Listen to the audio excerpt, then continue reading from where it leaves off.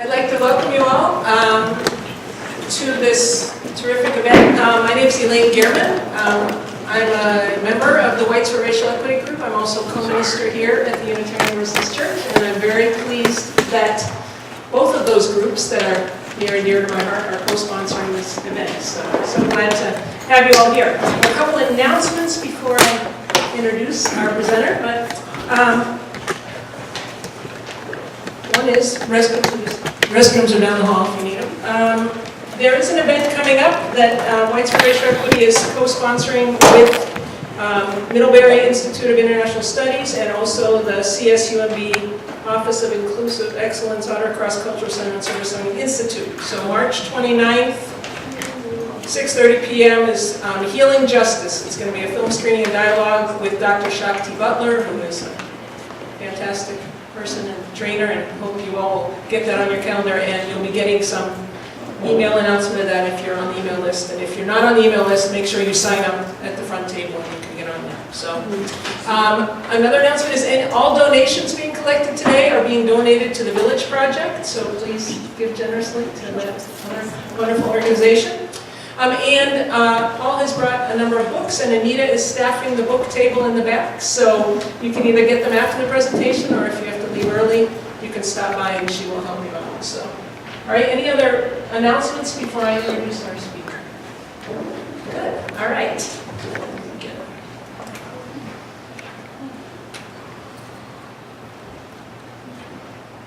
So, it is my pleasure to welcome and introduce our presenter, Paul Kivel. Paul's an award-winning author, an accomplished trainer and speaker, an educator, and a social justice activist. He's been recognized nationally and internationally as an anti-racism educator and as a leader in violence prevention for more than 4 decades. He's one of the founders of SURGE, Showing Up for Racial Justice, and he says his work is focused on one primary question: how can we live and work together to sustain community, nurture each individual, and create a multicultural society based on love, caring, justice, and interdependence with all living things? A very fine question indeed. So again, welcome. We're so glad you're here, and turn it over to Paul.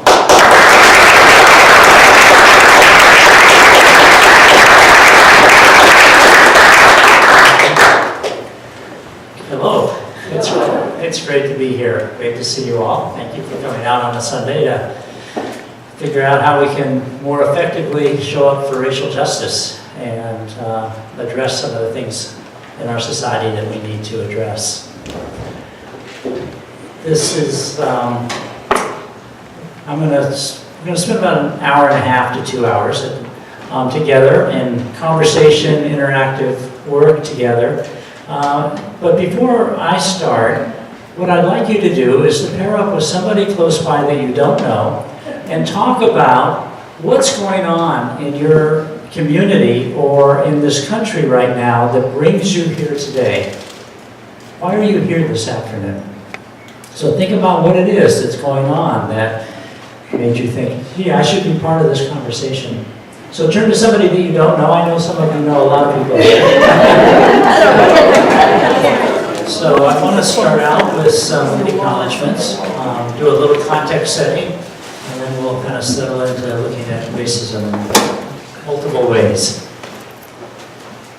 I'd like to acknowledge the creative energy in the world that connects us to each other, connects us to the plant and animal life around us, and connects us to the earth. And I want to acknowledge the earth that we stand on, that nurtures and sustains us. So just take a deep breath, let your body settle in, feel your feet on the floor, your butt on the chair. Even in a room inside, we're still incredibly well supported by the earth. I also want to acknowledge the native peoples whose land this is.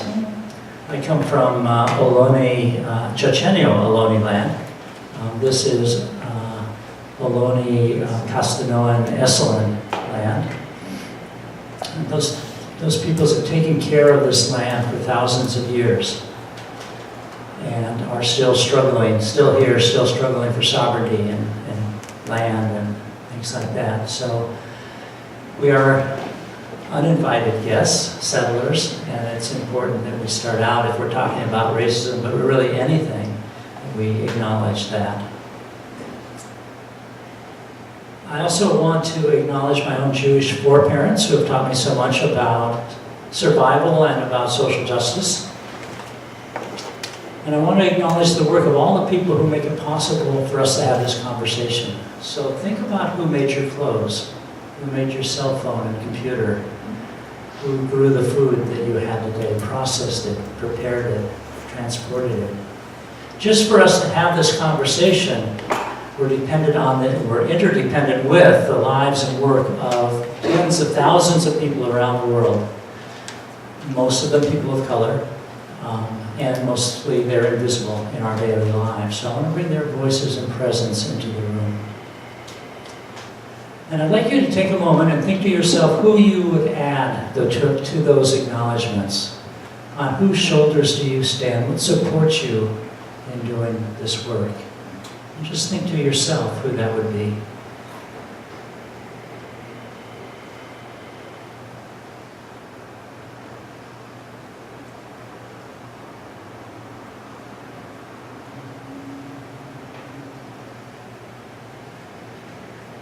Okay.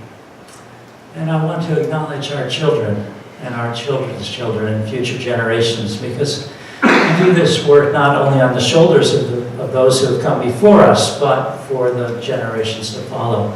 Because we're really part of a multi-generation struggle for justice in our society. So it's important to always kind of frame the work that we're doing in the context of what's going on in the world. So I just want to say a few words about that. I think we face three major global challenges. The first one is war and militarism.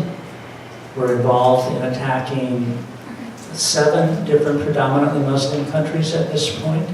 We have military bases around the world. We're threatening North Korea and Russia and other countries. And of course, the money for that militarization of our society really comes out of the budgets for healthcare and schools and things like that. It means that war and militarism and aggression are glorified and glamorized in the media in our daily lives. And unfortunately, it means that some of our young people are faced with the difficult choices of serving in those wars in order to get an education or a job or training. The second major challenge we face is the economic one. The tremendous numbers of folks who don't have enough food, who are homeless, without health care. You probably all know people who have lost homes or not lost jobs or are underemployed. And of course, some of the hardest hit of the communities from the housing crisis, the economic crisis, have been communities of color. And so again, racism is intricately connected to these major challenges. And the final challenge, of course, is climate change. Global warming. And I know a few of us, and certainly know young people today, who are not anxious about the future of the planet, of humanity over the next 20, 30, 40 years. And of course, again, communities of color in this country and overseas are on the front lines of being affected by global climate change, but they're also on the front lines of resisting and organizing against climate change.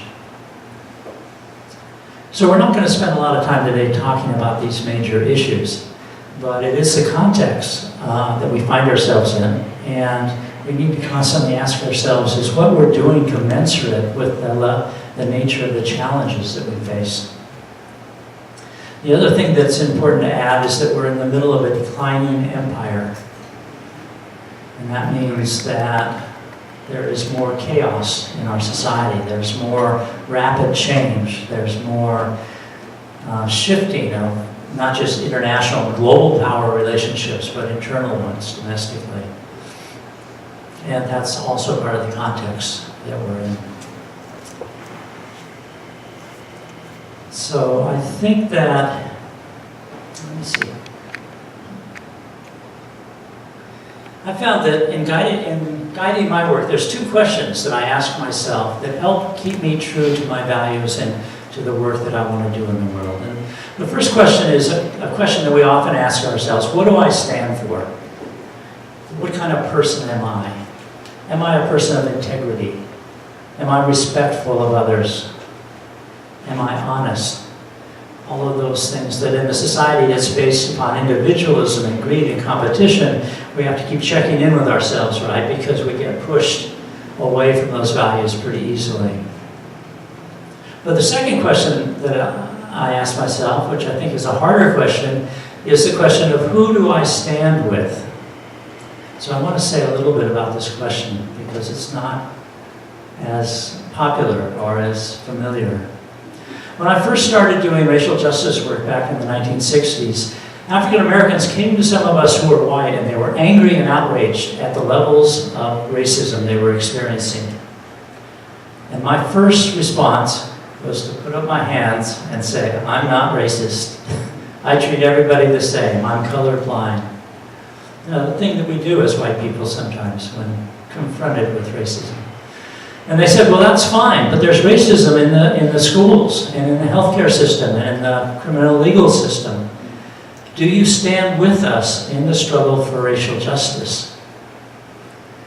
And that was a harder question to answer because they weren't asking me what I stand for or what I believed. They were asking me, how was I showing up? What was I doing to support the work for justice? 10 years later, being a slow learner, during the period of the women's movement, the women came to some of us who were men and they were angry and outraged at the levels of male violence they were experiencing. And my first response, again, I don't hit my partner. I do my share of the child care and the cooking and the cleaning and all of that work. I respect women. And they said, well, that's fine, but there's 3 or 4 million men a year who batter their partners in this country. Do you stand with us in the struggle against male violence? And again, I had to step back and say, okay, how am I showing up? What am I actually doing? You know, I believe all these things, but what am I actually doing? So we're really here today to ask that second question and to talk about what does it mean to show up and to stand with people on the front lines of what's going on. What does it mean to be an ally? An ally is someone who shows up, stands with people. I want to say a couple more things before we do a little bit more interactive work. One is that I think that also part of providing the context, we've gone through 3 major periods of racism in U.S. history. The first was from the beginning, the first settlers, the first colonists, through about the 1870s. And this was a period of stealing the land, genocide against Native Americans, slavery, and the consolidation of a national economy and society based on those things. And by the 1870s, after the Civil War, it was no longer for this country to have official slavery, and most of the Native American resistance had been eliminated. And so there was a new period, a new strategy of the ruling class. The first strategy was to consolidate the land and accumulate the wealth and power and exploit as many people as possible. That basic agenda has never shifted, but the strategies have. So this next period, it was strategies around continuing the exploitation of people of color, but in ways like Jim Crow and things like that, and assimilating vast numbers of European immigrants and indoctrinating them, getting them assimilated into a culture of white supremacy and inequality and economic inequality. And then in the 50s and 60s and 70s, we had a civil rights movement and we had other liberation movements. And it was no longer possible to have a legal system of racism. And throughout the world, from 1947 through 1965, countries around the world won their independence. There were liberation struggles, and first India, and then China, and then throughout Asia and South America and other places, a lot of the world became decolonized. And so the ruling class needed a new set of strategies, both internationally and domestically. And so this is the recent period, this is the current period of racism that we're in. It's sometimes called neoliberalism. It's sometimes called neocolonialism. But what it is again, the same old ultimate goals of the ruling class, the 1%, which is to consolidate wealth and power. But it's even more explicitly to roll back the gains of the civil rights period and actually roll back the gains of the 1930s, the gains of workers, and gains against corporate regulation, and a whole lot of different things. And to do it in a colorblind way. To claim that we took care of racism, this post-racial. And back we had a black president, so what else could people want, right? And so we've had a systematic attempt, successful effort, you might say, for the last 5 or 6 decades of the ruling class consolidating their wealth and power in new ways, internationally and domestically, creating think tanks and foundations and legal organizations and universities and all kinds of things to create a new culture, a new mindset, a new set of institutions that would make it easier, even more easy. So today we're in a place where 3 white Christian men control as much wealth as the bottom half of the economic pyramid in the United States. So you've got 160 million people with the same wealth as 3 white Christian men. That's how extreme the consolidation of wealth has become. So we use this phrase racism a lot, and it can mean all kinds of different things. It's often used just to mean prejudice and stereotypes. Well, in this society, we all have lots of stereotypes and prejudices. You can't grow up here and be socialized through the school system and in our dominant culture without having lots of stereotypes and misinformation about other people and about ourselves as well. But racism is more than that. Racism, it operates on 5 different levels. The first level is interpersonal racism. If I can take my prejudices and stereotypes and commit an act of discrimination, or exclusion, or marginalization, or a hate crime, I can commit an act of interpersonal violence. And if we get beyond the stereotypes and prejudice level, that's the level we usually stop at in the United States, is some person commits some act, and then it gets media attention, and then we're all outraged that this rogue white person did some racist thing. And of course, it doesn't have anything to do with us, but we can all condemn it and feel good about that. Racism operates on 4 other levels that are even more significant, and the first one is the institutional level. The way that racial policies, practices, and procedures are built into the operation of every institution in our country. The healthcare system, the educational system, the housing market, the job market. And we have to be able to look at our institutions and analyze how does racism show up in each of these institutions, because we're in and out of these institutions all the time. We're interacting, many of us work in these institutions. And we have to understand how institutional racism not only holds it in place, but perpetuates it. The accumulation of all the different institutions in our society creates a structure of racism in our society, and that's the interaction between those institutions. So for instance, we talk about a school-to-prison pipeline. That's the educational system pushing out students of color from our schools, and the criminal legal system and the police pulling them into a whole different institution. And we could talk about the interactions between many of the different institutions in our society that cumulatively create a structure that is pervasive, it's deep-seated, and it's long-standing. And nobody is immune from that. Did I lose the mic? That's weird.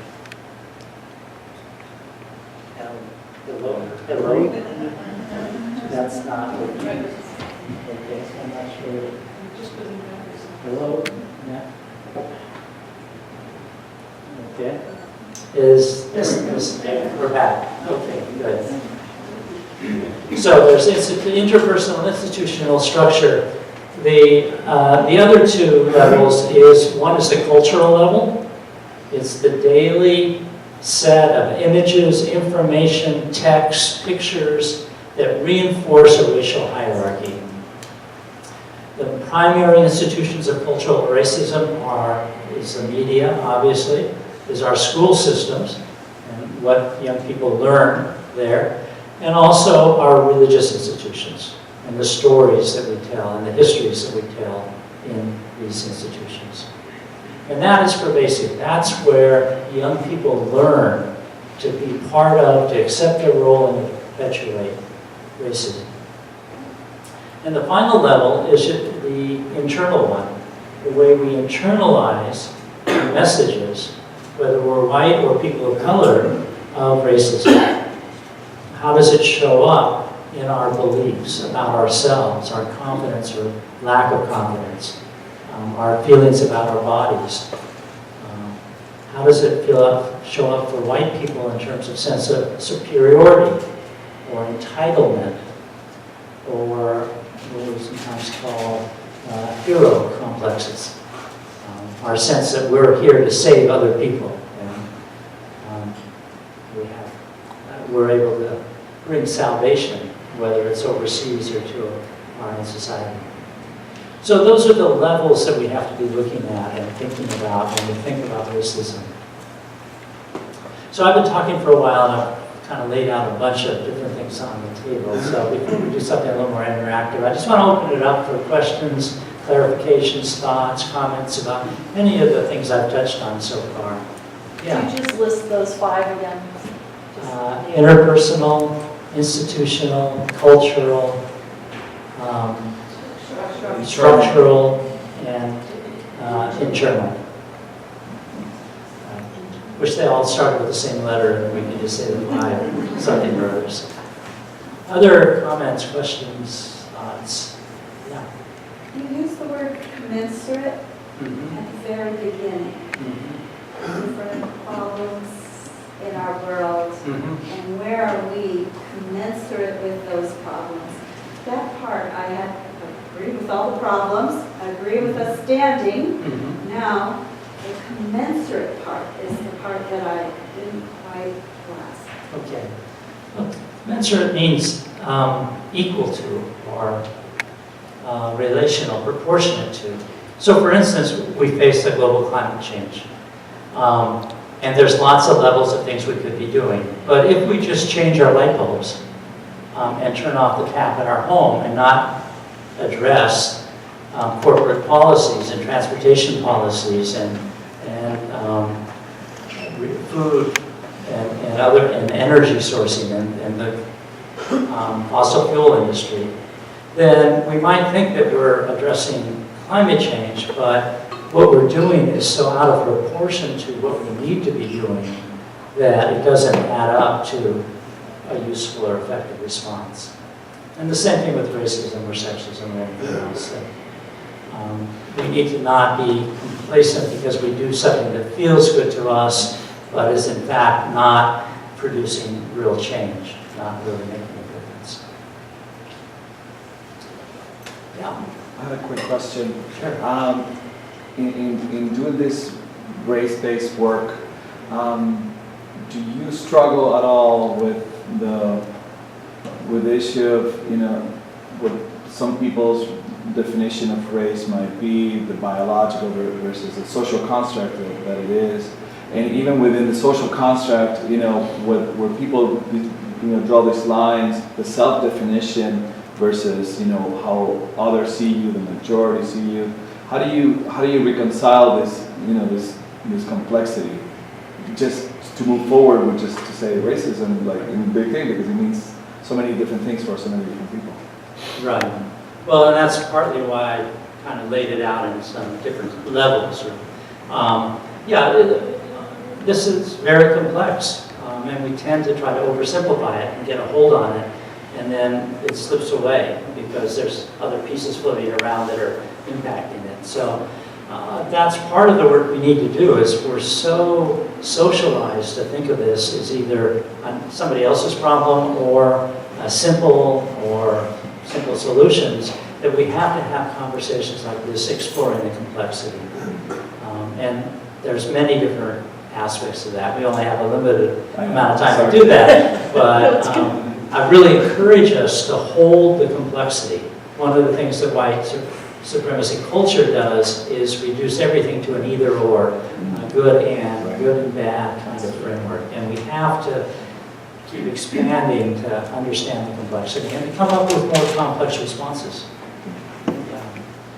Yeah, you mentioned that we often do things that feel good, but that don't really necessarily make a big difference. How do we know when the things we do make a difference beyond maybe the interpersonal? Because then, I had a great relationship with this person, and that worked great. But on a larger scale, how do we actually know or hope or whatever that something making sense? Right. That's a good question. We'll come back to that some later on, but one of the things we need to be doing if we're white is actually responding to the leadership of people of color who are on the front lines of these struggles. And they will give us feedback if we're showing up about whether we're doing something that's useful or it's not useful or it's in the way.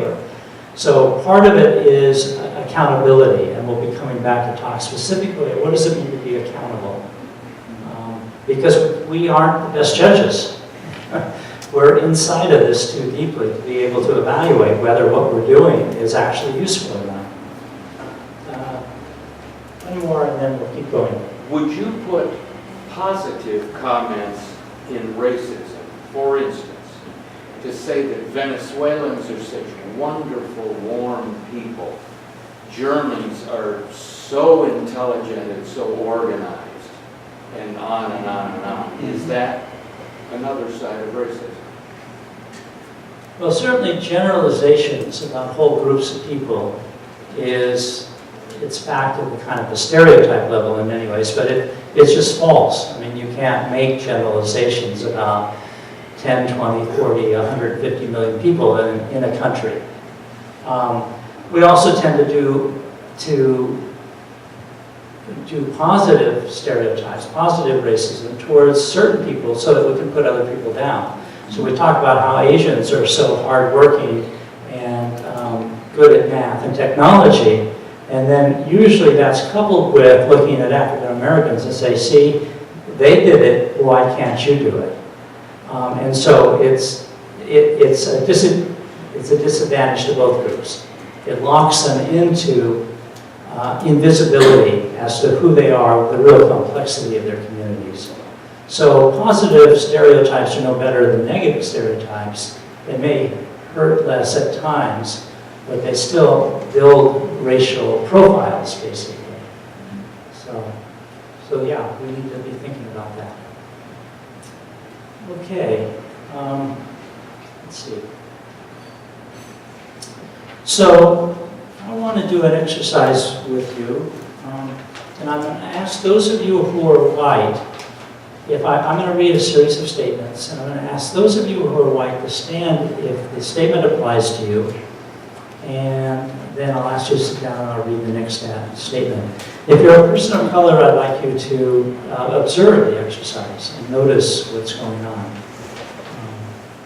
Many of you have done this exercise at times, and there's a whole long list that we developed back in the 80s, and that's great for actually getting a sense of the totality of racism. I'm actually going to do it differently. We're going to stop at each statement, where there's only going to be a handful, and we're going to really think about the implications and responsibilities that come from these, so that we can actually dig deeper and what does it mean to be living with these benefits. I want to say that white privilege is one of the words that's often used to describe these benefits. It's not a word that I use very often because for millions of poor and working class white people in this country, white privilege doesn't really apply. Privilege implies you have more than enough. You've got extra. You've got some kind of abundance. And for most people in this country, that's simply not true. So on the one hand, it's true that as white people, those of us who are white, do gain some benefits from being white. It's not actually a set of privileges because the privileges are concentrated at the top of the economic pyramid. And most of the privileges from racism accumulate to the ruling class, not to just ordinary white folks. So this is really thinking about the benefits we get from racism. I'm going to read each statement, and you get to decide for yourself whether it applies to you. And if you don't know, think about why it is that you might not have that information. Why might you not know? If you're physically unable to stand, raise your hand to show you're part of that group, or if you can't raise your hand, just do something to indicate, to acknowledge that you're part of the group that's identifying with that particular benefit. And the last thing is just, I'm going to encourage us to do this silently so we can pay attention to the feelings that come up. Often when feelings come up, we get uneasy, we start making jokes or comments or things like that. And just really notice the feelings that come up on these different statements. So the first statement is, if you're white, please stand silently if you live on land that formerly belonged to Native Americans.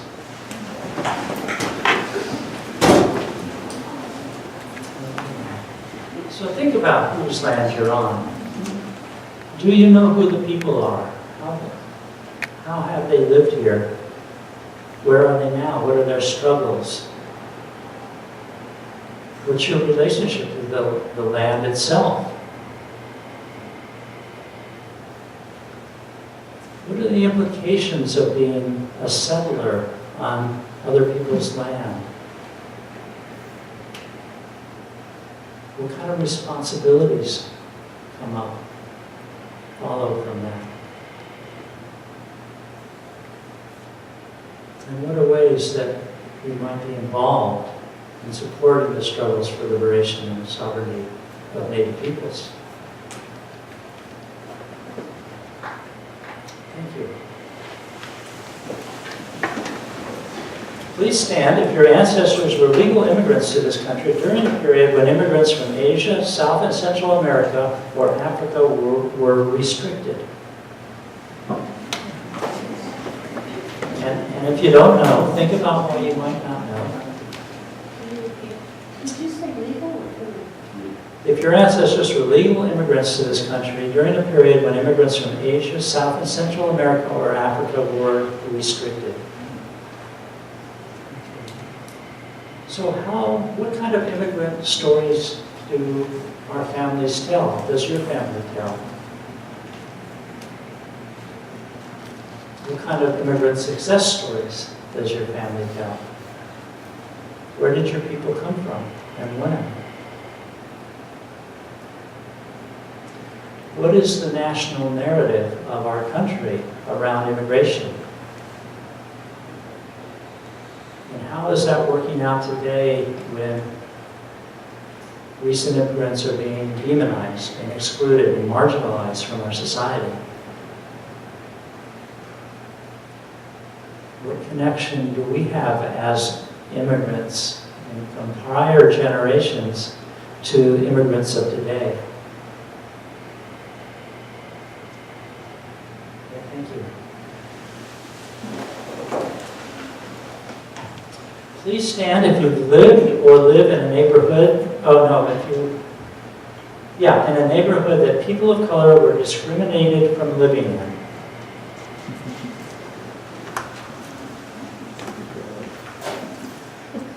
If you live in a predominantly white area, you can assume that there was discrimination to create that whiteness.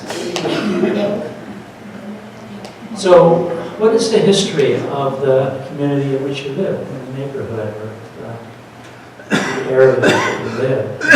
Not just the original people in the land for Native Americans, but in terms of keeping it white, or predominantly white. How much do you know about that history? What are policies today that might still be keeping it white? whether they're neighborhood policies or city policies or various kinds of real estate policies. What is happening today to maintain the whiteness of the neighborhood if it's predominantly white? Okay, thank you. Please stand if your ancestors were immigrants who took jobs in railroads, streetcars, construction, shipbuilding, wagon and coach driving, house painting, tailoring, longshore work, bricklaying, table waiting, working in the mills, furriering, dressmaking, or any other trade or occupation where people of color were driven out or excluded.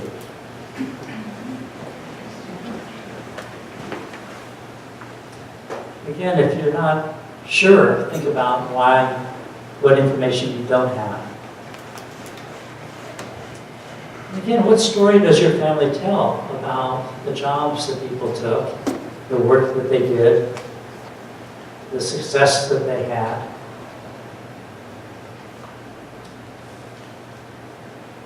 And what are the implications today in the distribution of wealth in our communities that our immigrant ancestors had those kind of opportunities when others didn't? How is that part of the maintenance of a racial hierarchy? Thank you.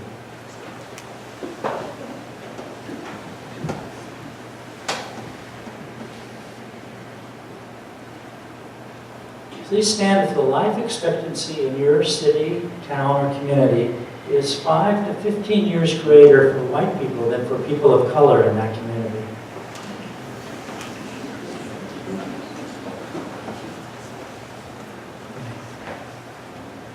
What are some of the causes of that disparity? What are some of the institutions that hold it in place? And why aren't we familiar with or have access to the information about those disparities and the consequences in terms of shorter lives and harder lives, more illness in our communities? And what kind of healthcare system and society would you like to live in? And how can we move from where we are in that direction, thinking about healthcare as an essential component of that? Thank you.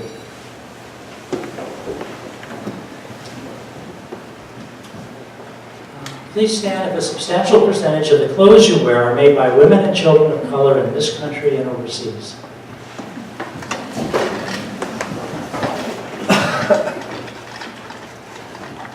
So who does make your clothes? How much do you know about the clothes you wear every day, where they come from, who's working on them? What are the conditions of the workers in the countries that produce our clothing? What are the struggles? What are the resistance? What does the organizing look like in those countries? How are workers organizing for decent wages and safe working conditions and things like that? How can you connect your lives and your purchasing to the struggles of the people who make the goods that we take for granted every day? Thank you. Please stand if most of the food you eat is grown, processed, and or cooked by people of color in this country and abroad.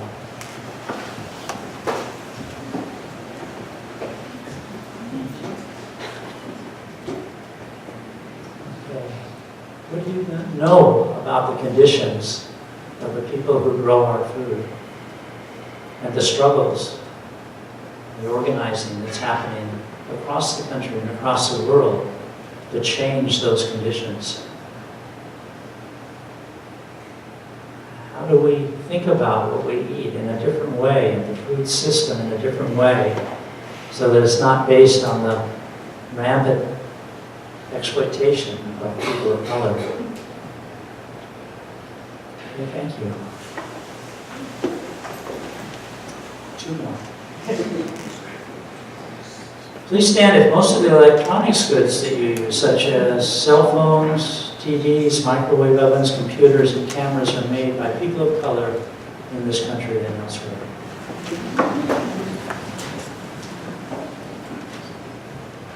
How much do you know about where the minerals, the essential minerals, come from that make your cell phones and computers, and conditions in those countries?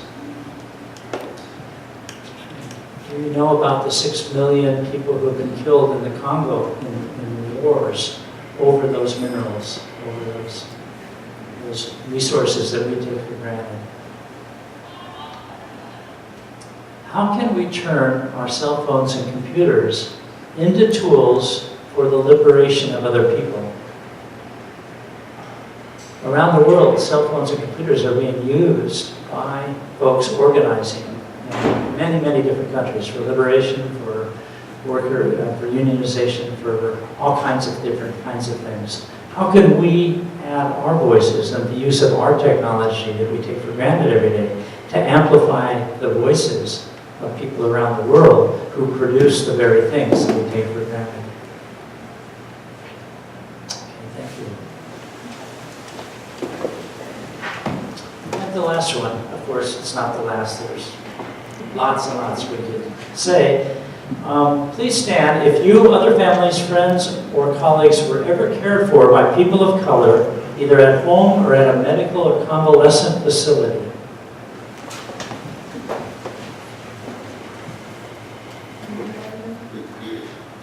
You or your family member? You or your family, friends, or colleagues. So think about who have those people been who have needed care in your life. Elders, children, people with disability, people with illnesses. And what kind of care did they receive from people of color? Mostly women of color, I need to say. And what were the working conditions of those people, those caretakers? And how essential is that caring to our fabric of our lives and our communities, that our loved ones and friends and colleagues are taken care of with respect and attention? And what does it say about our society in which people of color are doing the primary caretaking work in our society, as well as a lot of white people as well, but that there is such a disproportionate effort in communities of color to do the caretaking work in our communities. Okay, thank you.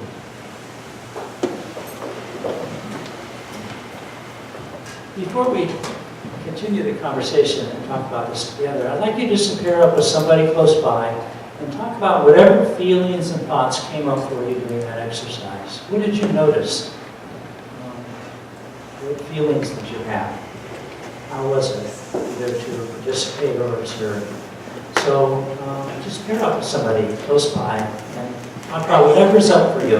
If you see somebody who's sitting alone, invite them into your care. I'd like to hear from a few folks. What came up for you? What did you notice? What did you feel like? Well, I guess for me, on almost a visceral level, the term interdependency. I honestly was questioning myself, saying, well, how much are people dependent on me, and how much am I dependent on them? And really, it's not something to answer in the moment, but I mean, it's something for me that I really have to take stock, because in many ways I'm being supported in all different ways, and I don't think the turnaround is equal. Right. And that's how colonialism was set up, was to take from other peoples the land, food, culture, productivity, everything, and bring it, absorb it, concentrate it among white people, and particularly those at the top. Other comments? Yeah. I found myself, when you were reading your sentences, yeah, but, starting to justify how, yeah, but not really, but if you bring in this factor, and then you think of this, and what, so, and it was just like immediately, that was starting to happen. And then just having conversations with you about our feelings, it gets really overwhelming when you start thinking about it. And we've spent, what, 10 minutes on it? So, yeah, it's thinking about how those systems are impacting people of color that deal with it from the time they're born, every single moment of every day of their lives. And I'm already exhausted with that.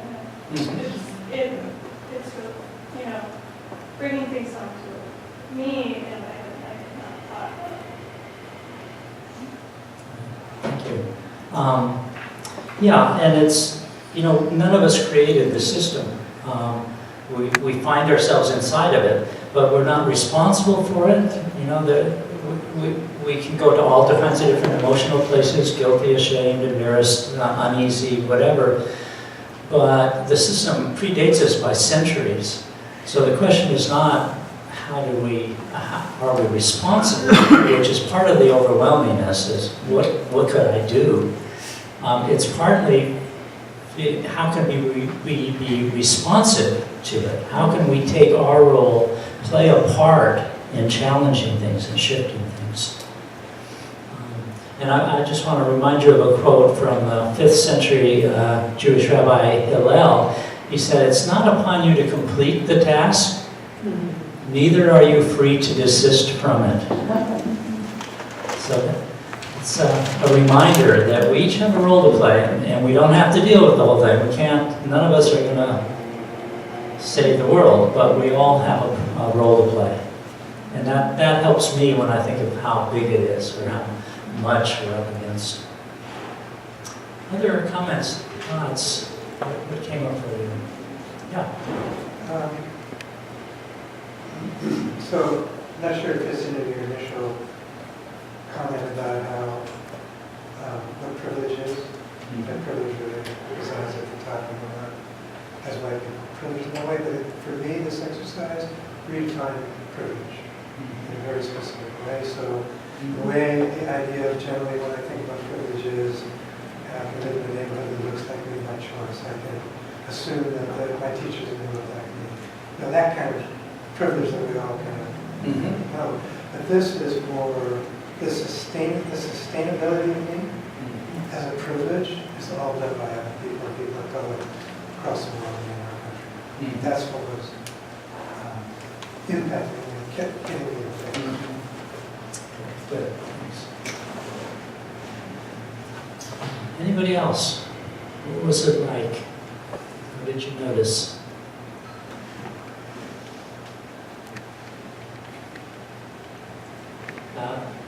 Okay, here and then back there. I was just going to say that a lot of energy goes in this system goes into keeping a veil between how we live and all this. The fact that we have to hear you, be reminded of it, when it's obvious if you think about it, and yet there's no effort to bring that information to us on a daily basis to keep us accountable. Right. And in fact, most of the things that we use have layers and layers of advertising and media and stuff in between us and any possible person out there who is directly involved in it. So, yeah. What she said. This is just a quick one, but all of those roles, all those supportive roles are real low-level jobs. Low pay, low responsibilities, not well respected in our society. And it kind of hit me when you put it out like that. Right. And so, if we want to show up as allies for racial justice, one of the things we have to get good at is noticing racism and where it is and how it impacts us and the people around us. And sometimes that's analyzing the institutions and organizations we're in, but often it's a more intimate process of noticing how we're connected to the land and whose land and the food and our clothes and just really being able to understand and make those connections and break the white silence in our communities, which is part of why it's so invisible. One of the things that people in Black Lives Matter have said is that silence is complicity. And it is so true that we're so reluctant to have these conversations, to notice things out loud, to ask questions out loud, to challenge friends and family and colleagues. So a key piece is noticing and breaking the silence around this. A little more, and then, yeah. The woman in the green who spoke about the veil reminded me of something I heard a few years ago. I hadn't thought about it in a long time, but a man who works in the fields in Salinas told me that a lot of his friends talk about the green veil that they feel exists between those people and people who live over in the Monterey Peninsula. That we don't want to know the conditions of the people who live there that produce our food and tend the fields. And so they talk about the green veil that exists between the Central Valley and those vegetables. That's curtains. That is curtain. Really? Yeah. No, yeah. Yeah, Janet, yeah, thanks. I just experienced a bit of a struggle to stay in my seat until I was clear about what my answer should be. But for a lot of them, I mean, I had it immediately. They defined enough questions for me to know immediately whether I should stand with it. But there were also, I experienced a lot of social pressure to stand in each category. And it took me sometimes a while to stay in my seat and think about the food one. And the answer was obvious eventually, but by the time I figured it out, it's over. Right. But now you've figured it out, so you're further along than you were at that point. Right? One more comment and then we'll keep going. Yeah. I love the simplicity of having us stand to physically acknowledge the connection while listening to the questions, because they're questions that, I've heard and asked, many, many times, but there's something about being kind of being in it physically. Well, and this is me asking these questions of myself. So I appreciate that. Thanks. So I think it's clear, hopefully it's clear, that we all, those of us who are white, benefit from racism. But we also pay tremendous costs. And so I want to open up a conversation on this now about what does it cost us as white people, those of us who are white, to be living in a society like the one that we have, with these kinds of disparities, with this kind of racialized structure. What are some of the costs that you know or understand that we pay as white people for racism?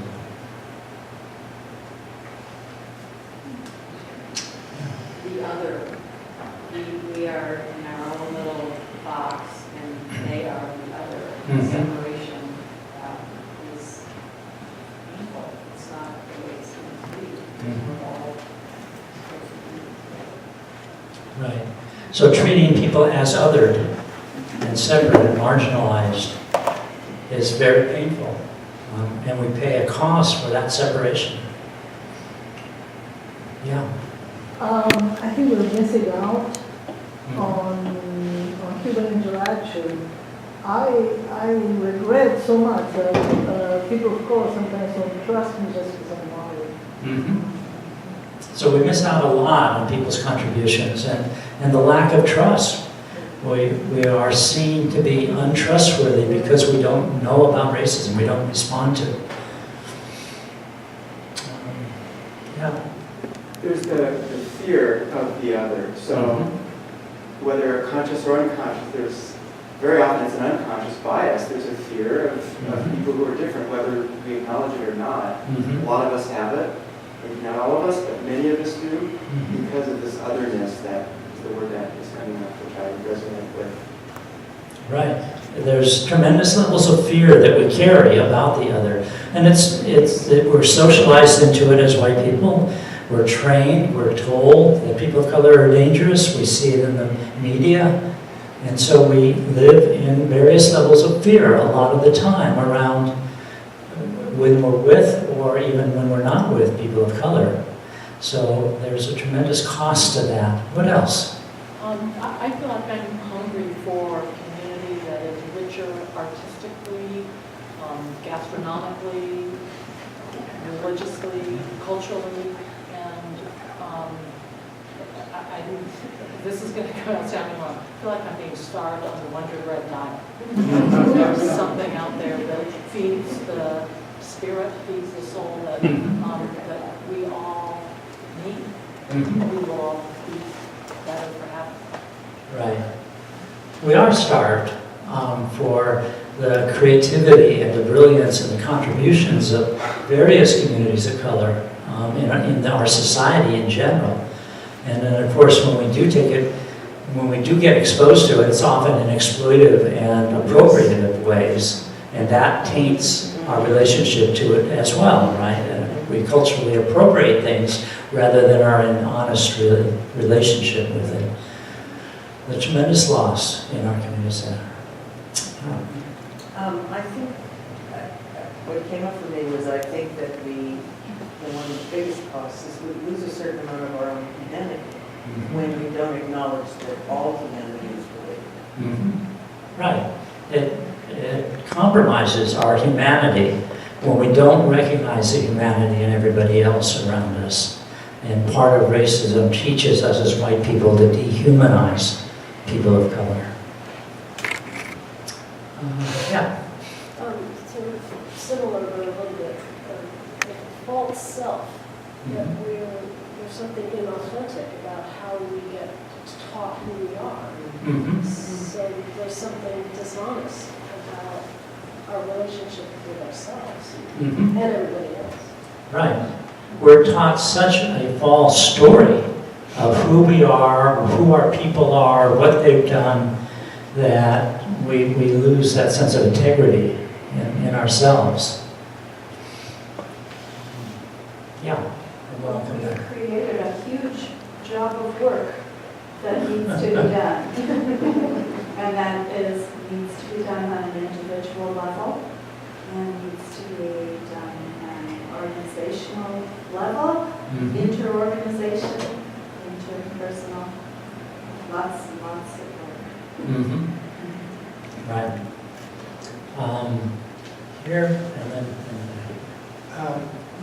The significant isolation that comes around because of it, and that in fact, in a large part, we tend to ghettoize each other. We tend to ghettoize ourselves as white people to move into neighborhoods that are predominantly white and not immigrant. So it's that ghettoization and isolation. Right. We spend most of our time in segregated spaces. Housing, jobs, schools, recreational programs, religious structures, and we're constantly pulling in and building the walls, and we self-isolate. Yeah.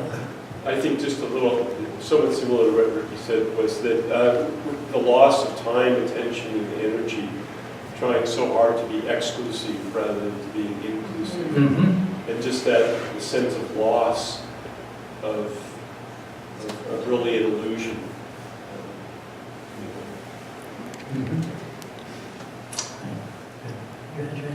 Yeah, just that there's studies have shown that societies that are more stratified are actually overall health is affected, and all of our health, not just those at the lower rungs of society, and also less stable.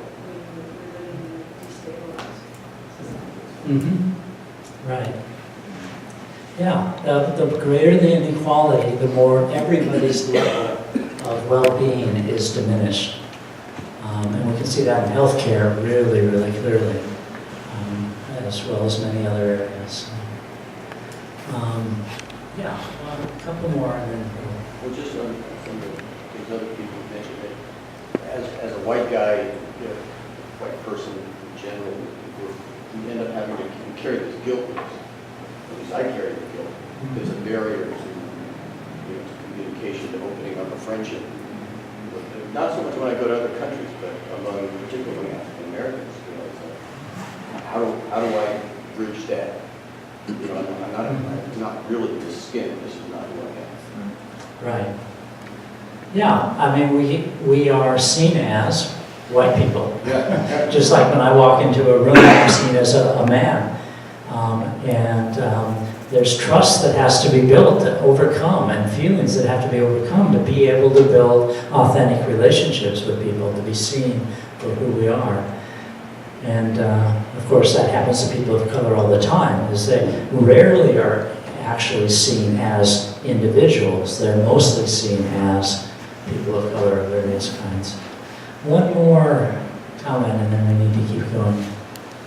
There's limitations on who we can express ourselves to be, and both my parents are Southerners, and so I experienced a great deal of this is the box that you have to be in, and if you start talking loud, you're not acting white, and you need to stop that. And it was never labeled, but it was clear, and that limits our ability to just be full humans, and I believe that there's a good amount of real psychological damage that's been handed down through the generations, especially in Southern families, and mine goes all the way back through slavery. And I'm trying to root it out, and I can name some of it that has just been passed on and on and on. And there's a lot of hurt there. Mm-hmm. I mean, inflicting trauma on other people is traumatic. Witnessing it as a child is traumatic, and a lot of that was also enacted within families. And so that's something that I think is important. Mm-hmm. Yeah, another set of costs. Two more that I just want to mention briefly. One is that racism was a strategy of the ruling class and still is to divide us, white, poor, working class, middle class folks from people of color who are poor, working, and middle class. Originally, it was indentured service from Africa and indentured service from Europe who worked together and lived together and resisted colonialism together. And racism was set up to divide white and black communities. Today, we've got a ruling class that's pointing not to the huge concentration of wealth, but to recent immigrants or Muslims or African Americans or whoever, another series of divide and conquer distractions. And so we're divided from our natural allies in actually being able to change the system and build the communities that we want to live in. And then finally, and this was kind of referred to earlier in terms of our humanity, but I think there's really a deep spiritual cost that comes from living lives that are based on the exploitation of other people when we aren't resisting that, when we aren't questioning that. That our integrity is damaged at a very, very deep level around that. So we can see there's multiple costs, and the costs are really serious. The benefits are also substantial. So one of the things about doing racial justice work is about understanding our mutual interest in making a difference, in working together in multiracial alliances. In the introduction, I mentioned that I was part of the group that founded SURGE, Showing Up for Racial Justice, which is a national organization we founded in 2009 to educate and mobilize white people to show up for racial justice in multiracial alliance. And that act of starting that was an act of accountability, because we were being asked by African Americans after the election of Obama, when there was a lot of very explicit racism towards him and his wife, and increase in militias and neo-Nazi organizing, they turned to some of us and said, we really need more white voices. We need more white people showing up. this is really a crucial time. And so we started Search there. And one of the key values of Search is mutual interest. We come from a place where we understand our stake in racial justice. We understand the costs and the benefits. And that doesn't mean that we have the same stake as people of color. People of color are on the front lines of the attack, the violence, the exploitation, the marginalization. But we have a major stake in showing up and working together across racial lines. So I want to talk now, really, it's about how do we do that? What does it mean to be an ally? And do some work with you around that, because that's really what it comes down to, is how do we take what we know about the benefits and the costs and what's going on and show up effectively in working with other people to make a difference. So one of the first things that we have to do is to do some work ourselves to unlearn some of the socialization that we've all grown up with, if we're white, about who we are, about who people of color are, and about what's really going on in our society. And part of that unlearning the socialization is to deal with some of the ways that we have internalized feelings of superiority, entitlement, from our training as socialization of being white. You know, our textbooks taught us that white people did everything of significance in the world, and therefore white people should be in charge because we have all the answers. So how can we show up as meaningful allies if we're coming in with that kind of mind frame, right? So we have to do some work with each other in our white communities around there. That gives us a tendency to want to show up and make a difference, to save people. We have a whole salvation narrative about how do we save people from racism. And that's the last thing. People of color don't need us to save them. They need us actually to step back and get out of the way more as white communities, right? And they need us to show up. And the ways that we show up, there's two basic tasks that we have as white people, and people of color have been clear about this for decades and decades, way back.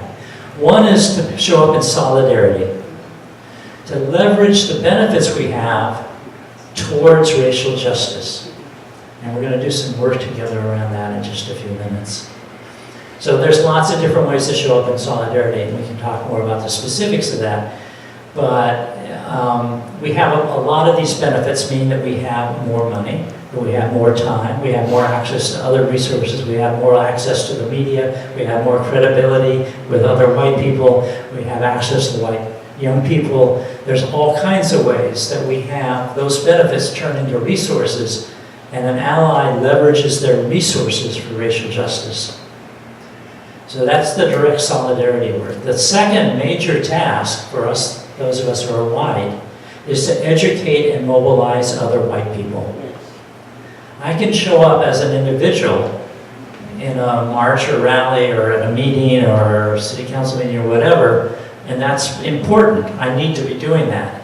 But if I can come with 5 of my friends or neighbors or 20 of them, or if I'm working in an organization that is mobilizing white people, then we are actually building a movement for racial justice. We're not just working on simple campaigns and things like that, or simple legislation. So those are the two pieces that we're going to spend the rest of our time really looking at: solidarity and what we call calling in white people, educating and mobilizing white people. So let me just think about how best to do that. Okay.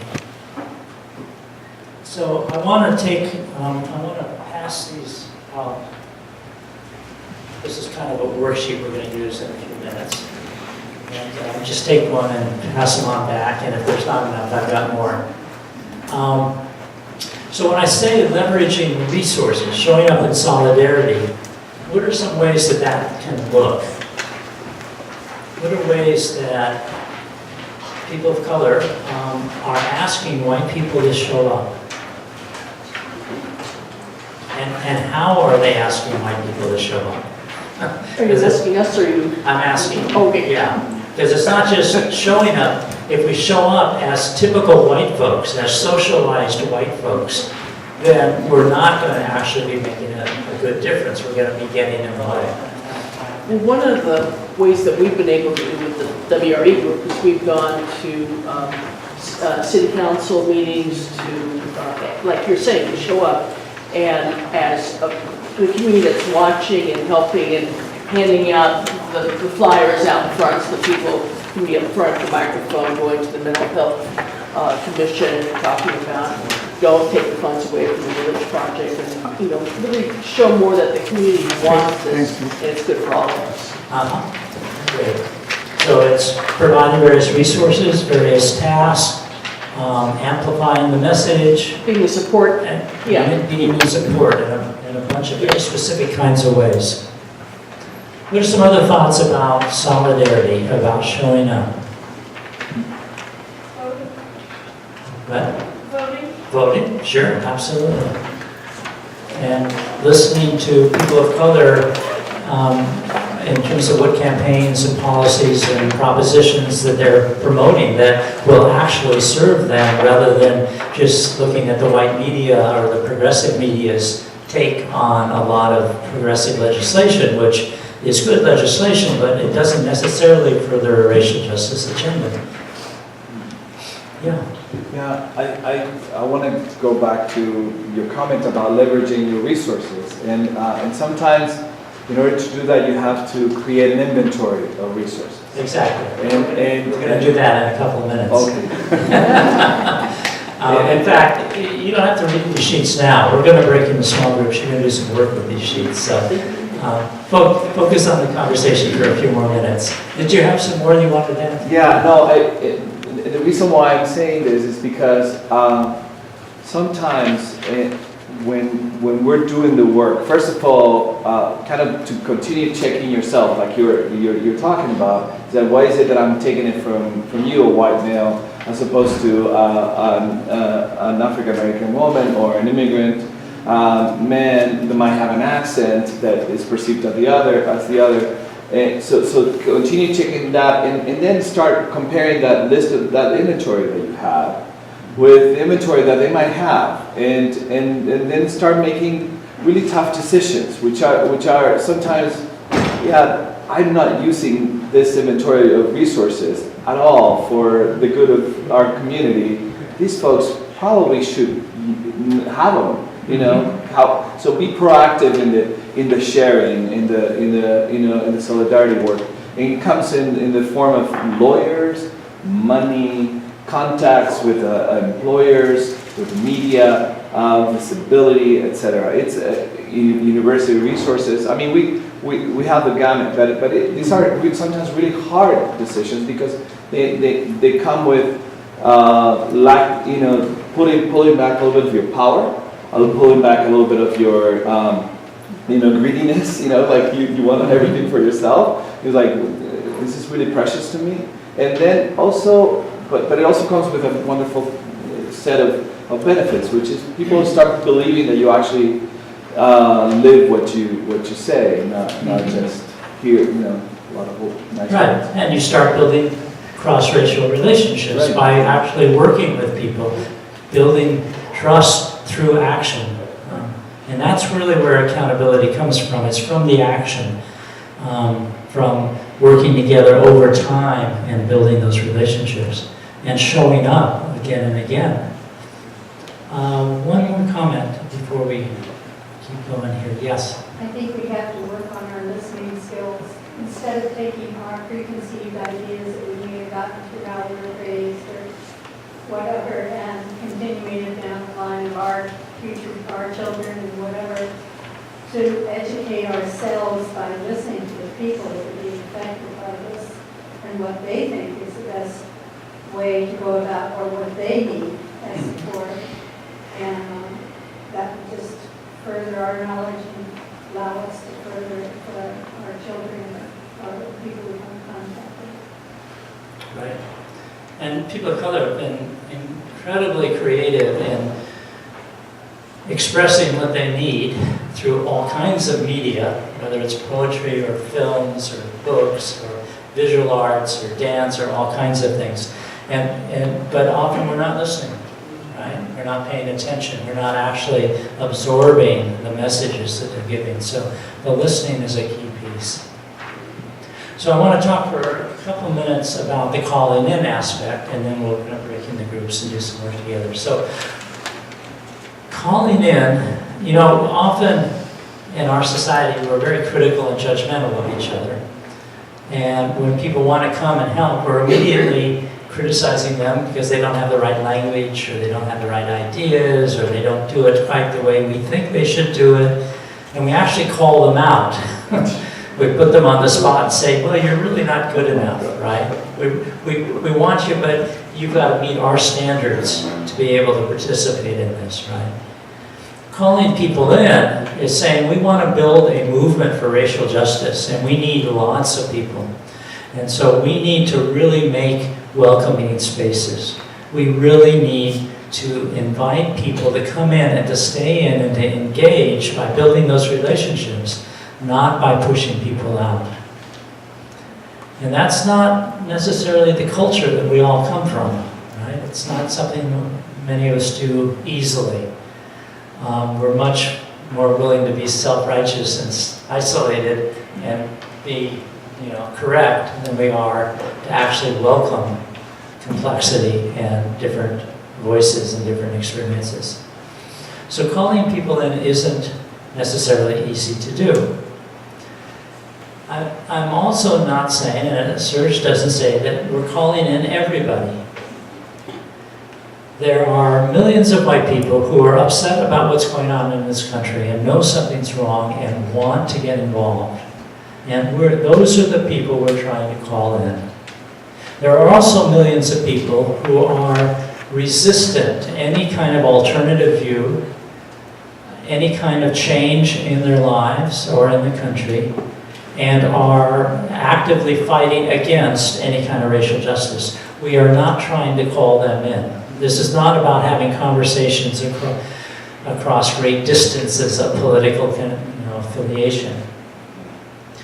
There are plenty of people around us, and I think you could probably name quite a few just in your own mind of your friends and family and colleagues and neighbors who care about what's going on, and have a deep sense of injustice and justice. And those are the people that we mean when we talk about calling people in. So what I'd like to do is to break you up in groups of 4, and it should be pretty easy to do that. Try not to get bigger than 4 because I want everybody to be able to talk. And there's 2 tasks. One is to take the sheet of paper that you have, and for each person in turn to take a minute or 2 to talk about where you could be leveraging your resources more effectively. What areas in this sheet, which covers a lot of different areas, would be next steps for you to take to leverage your resources for racial justice. And then the second round, and I'll tell you when to shift to that, is about calling people in. And again, I would like you to go around and briefly, each of you talk about what are some white people in your networks that you want to call in, and what might be hard about that, and what might be opportunities. In other words, what are your next steps in calling other white people into the struggle for racial justice? So start off with the first one, around the leveraging your resources in groups of 4, and then I'll let you know that we're going to shift to the second topic. Can I get your attention for a moment, please? Can I catch everybody's attention for a minute? We need to switch to the second round of conversations. This one about how to call more white people in. If somebody hasn't had a chance to talk for the first round, then start with that person and make sure everybody has a chance. But this time, go around and talk about who are some white people that you want to call in, that are next steps for you in calling in white people, what might be challenging, and what might be the opportunities. And so just very briefly, This is the beginning of these conversations, not the end of them today. So go ahead, we'll have another few minutes to go around again. Let's come back to you one last time so we can finish up. I hope that was productive and evocative in terms of thinking about next steps, both in terms of solidarity work and in terms of calling people in. You have a tremendous resource here in Whites for Racial Equity, which is already going and up and doing good work. So if you're not connected to the folks here, please sign up on the sheet. Probably JT got everybody, but if you did sign in, that's one way to keep up on what's going on locally and how to get involved. And Whites for Racial Equity is a search chapter, which is part of the national network. I think we have 175 or so chapters around the country, including a number in California from up in Humboldt County all the way down to San Diego.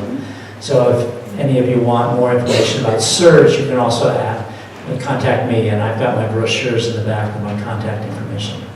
And thank you for the plug for WRE, but I also want to give a plug to the Unitarian Church because who is co-sponsoring this and hosts many of our events and does very intentional work around racism.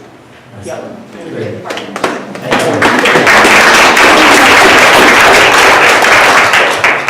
So I brought some copies of my book, which is basically a toolkit for white people working for racial justice with lots of different kinds of resources. I also have a website that has a lot of tools and information and articles and links and things like that. The things we did today mostly come out of the book and the website, so I encourage you to look through that. And to stay in touch with me and use me as a resource as well. I'm up in Oakland, but that's not far away. So I want to close with a short quote from Anne Braden. Anne Braden was an incredible white Southern woman who spent her entire life working for racial justice. And if you have a chance, there's a great movie about her life, which is a great tool. But there's also some things that she wrote that are also very powerful. She writes, in a sense, the battle is and always has been a battle for the hearts and minds of white people in this country. The fight against racism is not something we're called upon to help people of color with. We need to become involved as if our lives depended on it, because, in truth, they do. So, thank you all very much for being here, for doing the work and having the passion for justice that I know you all do. Thank you.